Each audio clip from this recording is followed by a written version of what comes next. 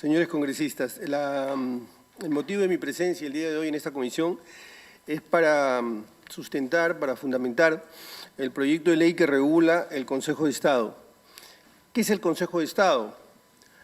Ha habido una experiencia en los hechos, una experiencia fáctica en el funcionamiento del Consejo de Estado a lo largo de los últimos quinquenios. Es cierto que en los dos últimos gobiernos las sesiones del Consejo de Estado han sido mucho más frecuentes, más recurrentes, probablemente por el carácter contingente tanto del gobierno del señor Vizcarra como el del propio doctor Sagasti, quien convocó al Consejo de Estado hasta en 11 oportunidades. El Consejo de Estado es un espacio de coordinación, no es otro órgano. Preservando la autonomía de los poderes del Estado, de los organismos constitucionalmente autónomos, estos organismos se reúnen, concurren en este espacio para materializar el deber de cooperación, para preservar la garantía de la buena administración pública, para materializar la eficiencia del Estado, a la que está obligado el Estado. Déjeme, por favor, que me detenga unos instantes en estos conceptos, porque se dicen rápido, pero son muy importantes. Cuando hablamos de la administración pública, hablamos de un valor constitucional que aterriza en el día a día del ciudadano, porque en realidad quienes hemos tenido ocasión de estar por distintos lugares del país y con distintas personas, podemos saber claramente que el ciudadano no está en los grandes debates políticos. En esos debates que fatigan los espacios públicos a los funcionarios en determinados foros o instancias, en esos debates, en esas preocupaciones, no está el ciudadano. Al ciudadano le preocupa la salud, la educación, el transporte, su trabajo, la seguridad ciudadana. Es allí, en esos espacios, en la concreción de esos derechos, de esos servicios públicos, donde el ciudadano siente que el sistema constitucional, la democracia, le es funcional, le es útil, porque materializa los derechos, porque concreta los servicios públicos.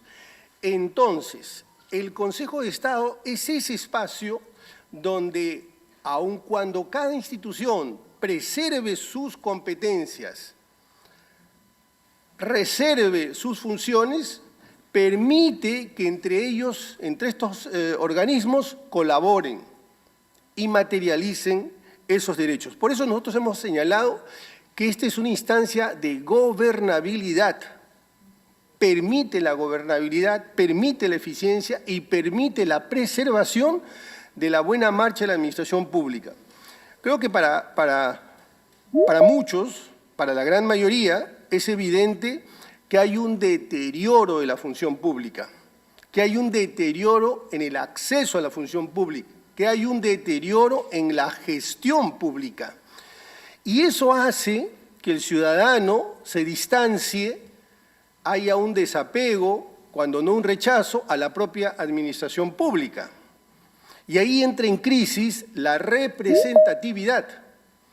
Por eso esta instancia es fundamental. Quiero decirles que no se está creando ningún órgano, se está generando simplemente un espacio de coordinación que en realidad no debería ni siquiera necesitarse una norma, porque en cualquier institución privada sería inaudito que en una gran corporación, por ejemplo, las direcciones, las gerencias, no coordinen entre sí, no articulen sus esfuerzos, no optimicen sus empeños. Eso sería absolutamente inaudito.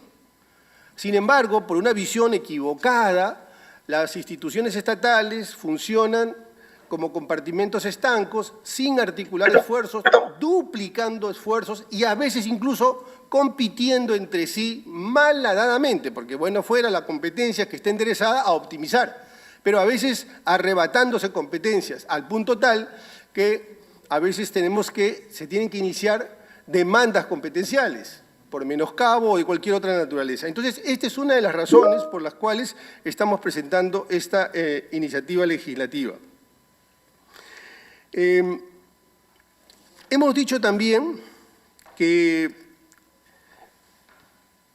en otra ocasión, pero hoy quiero subrayarlo, que para nosotros el tema, la eficiencia del Estado, es una cuestión casi existencial para la función pública. Y en este punto yo me pregunto, ¿hemos sido eficientes en el Estado en la gestión de la pandemia? Solo lo digo a título de ejemplo para que se evidencie la importancia del Consejo de Estado. Con más de 200.000 muertos, con una de las mayores tasas a nivel mundial de población contagiada y población fallecida de aquella población que se contagió. Tuvimos capacidad, y les puedo decir con experiencia, porque hemos estado en las reuniones con los ministros y ministras de Salud en su momento, en el propio Consejo de Estado, hemos sido capaces de construir información para saber cuál era la demanda de oxígeno, la capacidad para coberturar la demanda de oxígeno. Me pregunto, ¿somos capaces en este momento para dar esa respuesta? ¿En este momento para una tercera ola? Déjenme que les diga que la institución que construyó la información no fue el Ministerio de Salud, no fue el sistema de salud, fue la Defensoría del Pueblo. No siendo una competencia directa, tuvimos que hacer el mapa del oxígeno, que nos permitía saber en qué parte del país, cuál era la demanda, cuál era por horas o días, cuánto de oxígeno nos quedaba. Fuimos incapaces de construir información para poder saber cuál era nuestra cobertura de oxígeno. Esa fue nuestra realidad.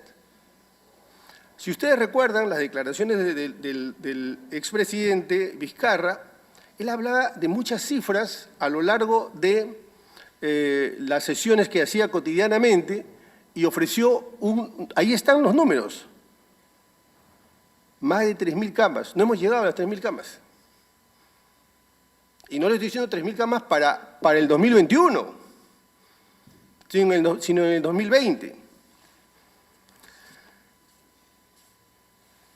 Y entonces, llegados, como digo, a este punto, hemos hecho un balance de eso, no solamente de eso, sino de otras situaciones, como por ejemplo, de la educación en plena pandemia. Hemos hecho un balance. Las sociedades que tienen éxito son las sociedades que saben, como las personas, que saben capitalizar de sus errores. Capitalizan sus errores. Es decir, se preguntan ¿por qué pasó esto? ¿Por qué nos sucedió? Para que no vuelva a suceder. En estados que fracasan, las sociedades no pueden tener éxito, las personas no pueden tener éxito, las empresas no pueden tener éxito. El punto es que no somos eficientes y esta es una de las principales preocupaciones de la Defensoría del Pueblo y déjenme decirle que este proyecto es la concreción de un acuerdo de todo el Consejo de Estado, de la Presidencia de la República. Dicho sea de paso, la actual presidenta del Consejo de Ministros promovió también junto con nosotros esta iniciativa en una última declaración de la última sesión del Consejo de Estado, de la presidenta del Congreso, como digo, el presidente de la República, el Contralor, la presidenta del Poder Judicial, la presidenta la fiscal, la presidenta del Tribunal Constitucional, es decir, fue unánime, porque advertimos la importancia del Consejo de Estado. Pero también no podemos dejar de mencionar algo que el tribunal dijo el año 2018 a propósito de una sentencia.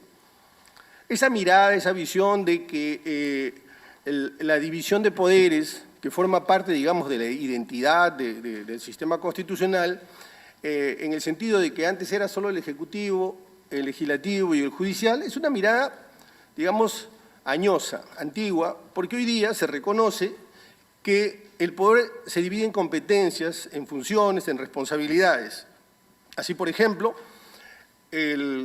la Contraloría tiene competencias y como consecuencia de eso tiene también una parte del poder. No es una invención de la Defensoría, ni de la Contraloría, ni del Poder Judicial, eso lo ha dicho el Tribunal Constitucional. Es decir, el poder es uno solo, que está dividido en compartimentos, como por ejemplo el poder que tiene la Fiscalía, que no forma parte de los tres poderes clásicos y sin embargo tiene poder, o la propia Contraloría, o el propio Tribunal Constitucional. Es decir, la división de poderes no es solo la clásica división de los tres poderes del Estado que todos conocemos. Entonces, estos poderes se reúnen en ese Consejo de Estado también para algo muy importante, no solamente para garantizar la buena marcha de la administración, para garantizar la eficiencia, sino también para dar una señal al país, que el poder es limitado, que el poder se controla, que el elemento de identidad en un sistema constitucional es que el poder tiene fronteras, tiene límites. Y esa es otra razón por la cual debe existir un Consejo de Estado. Se muestra al país de que el Estado no es solo una institución, no es solo el legislativo, no es solo el ejecutivo, son los poderes políticos, pero no son todo el poder. Y esta es otra de las razones por las que consideramos fundamental que se apruebe esta norma que regule este espacio de coordinación. Porque es cierto que la política tiene una faz, digamos, adversarial, tiene una faz confrontacional, y es normal, eso es correcto, porque hay distintas posiciones políticas. Pero eso, para nada, invalida o elimina el mandato de cooperación, el mandato de colaboración y, sobre todo, el de contrapesos. Entonces, esto es el Consejo de Estado y muy rápidamente quisiera, señora Presidenta, que me permita mencionar quiénes están y cuáles serían esas funciones que cumple el Consejo de Estado, quiénes forman este Consejo de Estado. Obviamente el Presidente de la República, que lo preside, el Presidente, en este caso la Presidenta del Congreso, la Presidenta del Poder Judicial, la Fiscal de la Nación, el Defensor o Defensora del Pueblo, la Presidenta del Tribunal Constitucional, el Contralor o la Contralora y la Presidenta de la Junta Nacional de Justicia. La norma ha considerado una Secretaría Técnica a cargo de cualquiera de las instituciones que he mencionado. Se ha establecido la conveniencia de que se convoque mensualmente con el propósito de materializar todas estas funciones o competencias que he señalado. Se ha planteado la posibilidad de que haya sesiones virtuales o presenciales o mixtas. Se ha establecido la necesidad de que se lleven actas, y aquí me detengo un segundo, fue un acuerdo del Consejo de Estado que se lleven actas. Y yo he pedido esas actas. He pedido esas actas porque era importante que el país conozca lo que se acordó en esas sesiones.